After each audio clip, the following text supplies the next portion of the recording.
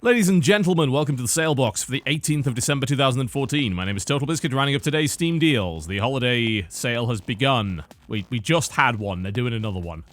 Couple of differences this time around. A few, anyway. They've brought back the community choice, so you have a voting ability. You can vote to pick which game gets the bonus discount. They change that every 24 hours. And if you vote, you get a holiday trading card. They've got the holiday trading cards and badges, and they also have the ability to make trading card booster packs, if you so desire. And to be entirely honest, I have really no interest in the trading card thing. It's a big faff for the most part, so do not ask me. The usual caveats apply if it is not on the new deals every 12 hours section, which is their new kind of flash deal section that they have just underneath the main deals location up to the top there.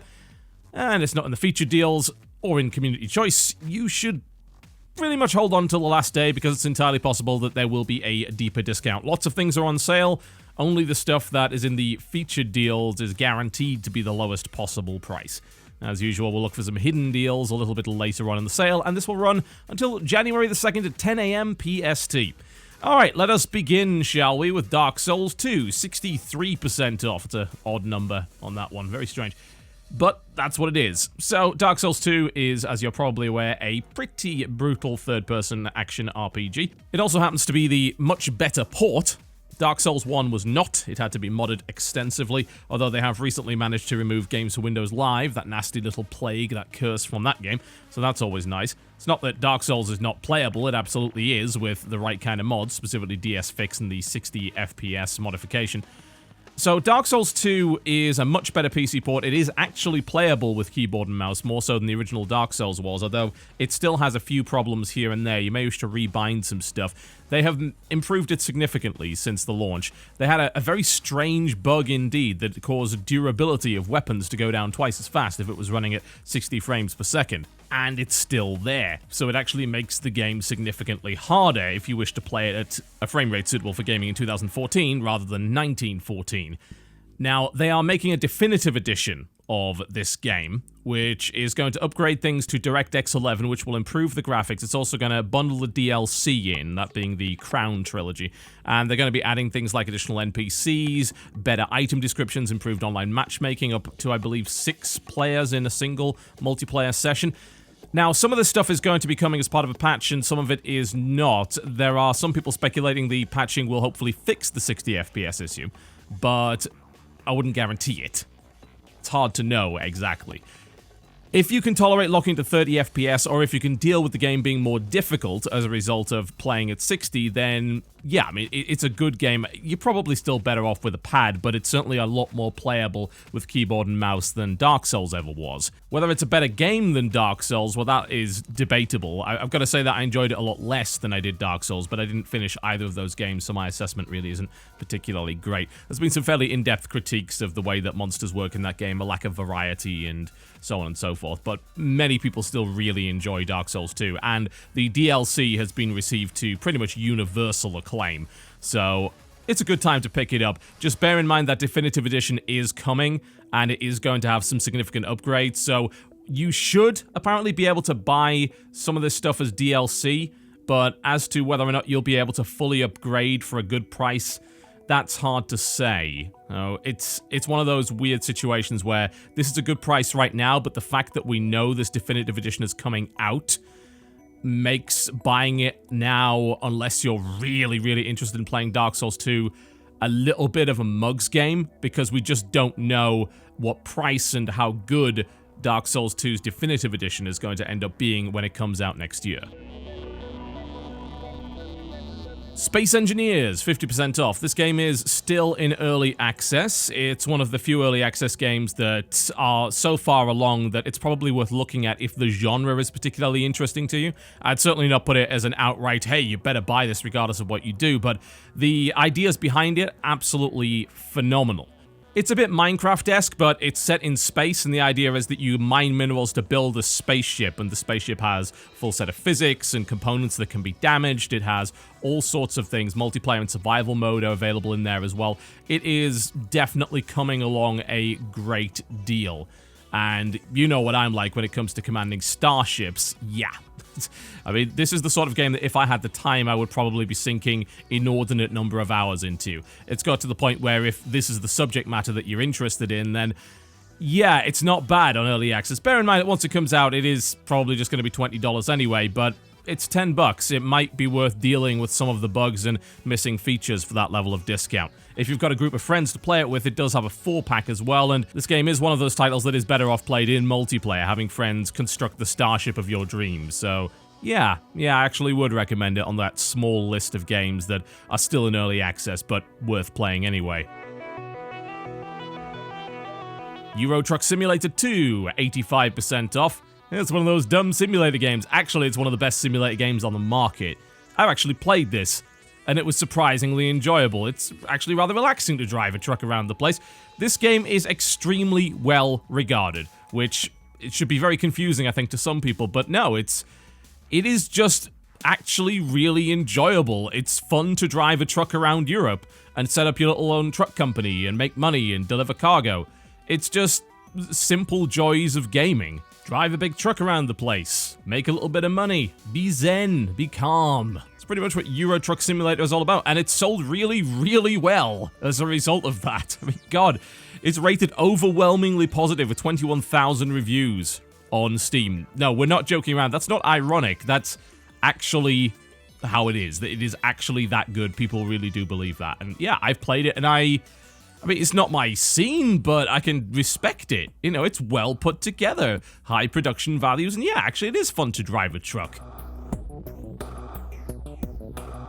Rocksmith 2014, 65% off.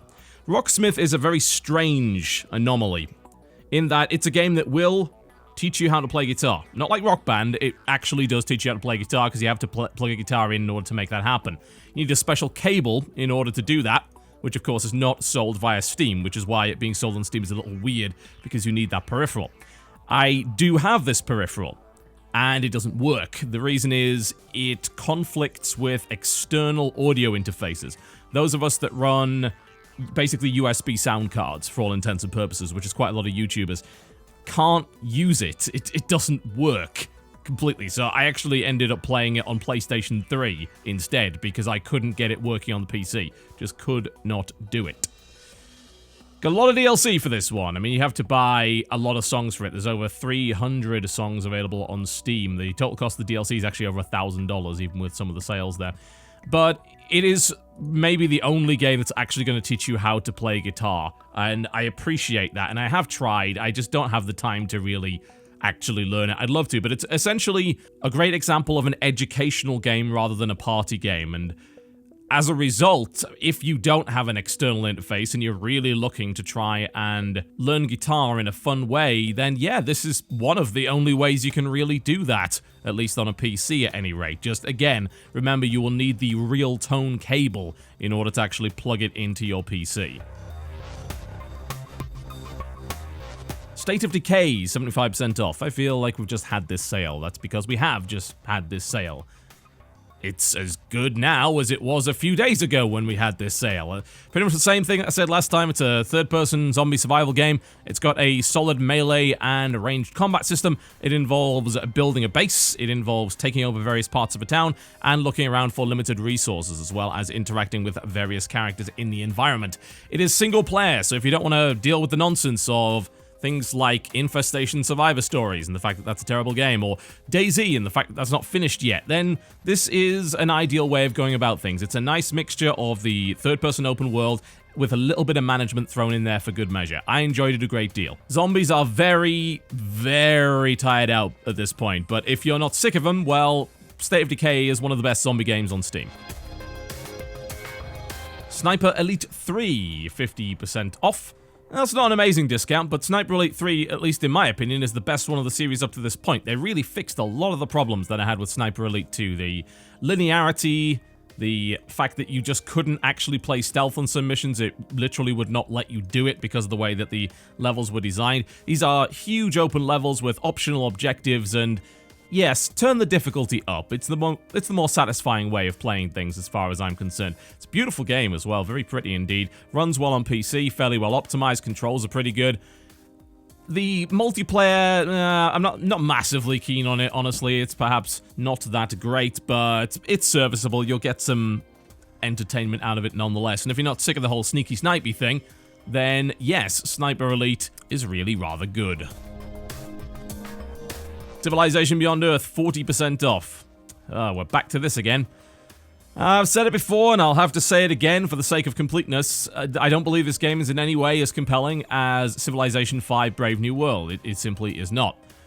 It lacks the context. It lacks the historical context. It lacks all of the personality that's poured into the game as a result of dealing with things that are familiar and characters from history, you know, famous legends, and you don't really have any of that on this new planet. Unless you are really looking for a sci-fi setting for Civilization V and you're not willing to delve back into the mists of time to play Alpha Centauri, then right now I'd say this is avoidable, honestly. I played it and it was fine, but I wasn't compelled by anything in the game. I thought the upgrade system was relatively interesting, but the way that they dealt with the different factional alignments was somewhat clumsy, I would say, and I really wasn't keen on the idea of the aliens either. They were just slightly enhanced barbarians. I'd love to say that they were more than that, but they're really not. It's missing all sorts of features that made Alpha Centauri really good, and I'm well aware that it's not the success at Alpha Centauri, but at the end of the day, Firaxis has already made a better version of this game, and they made it over a decade ago. They have just recently patched the game, which has improved things significantly, but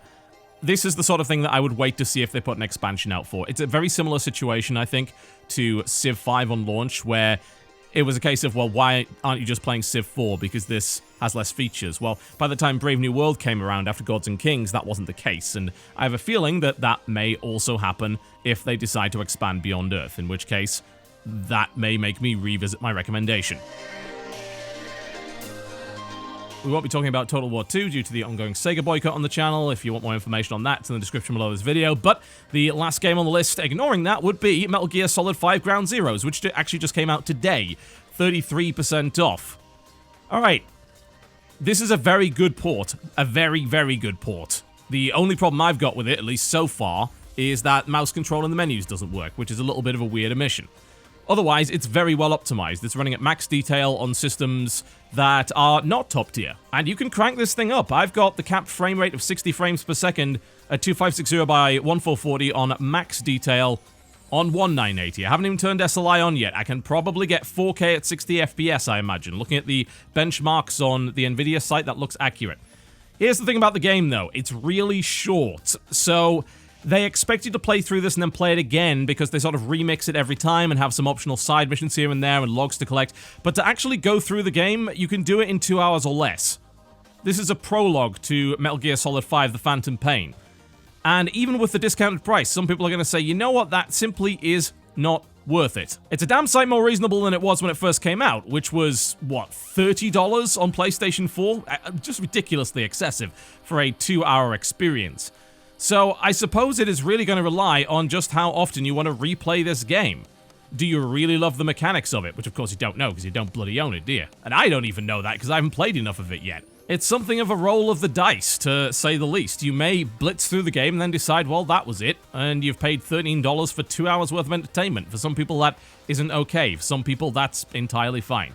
That's something you'll have to do to make up your own mind. But what I can say for sure is the port is fantastic, which is unexpected, actually, coming from a Japanese studio, but it really seems like they're starting to get things together, and I'm very appreciative of that. Here's one other thing, though. It's not listed on the front page, but it's there. 80% off Metal Gear Rising. Absolutely. Recommend that 100%. Like, one of my favorite games that came out this year. So very good. I would recommend playing it with a controller, honestly. It doesn't play incredibly well with the mouse and keyboard, but if you can get past that, the game is just an 8-hour ridiculous spectacle fighter romp. It's so good. It's not going to be discounted further than that, I imagine. 80% is pretty damn heavy, and this appears to be part of the Metal Gear sale, so this should be considered a front page featured game even if it's not. It is so good, so do consider it, even if just for the soundtrack, which is amazing. Alright folks, that wraps me up for the day. Thank you very much for watching the Salebox. I will hopefully be back tomorrow with yet more Steam deals. I'll see you next time.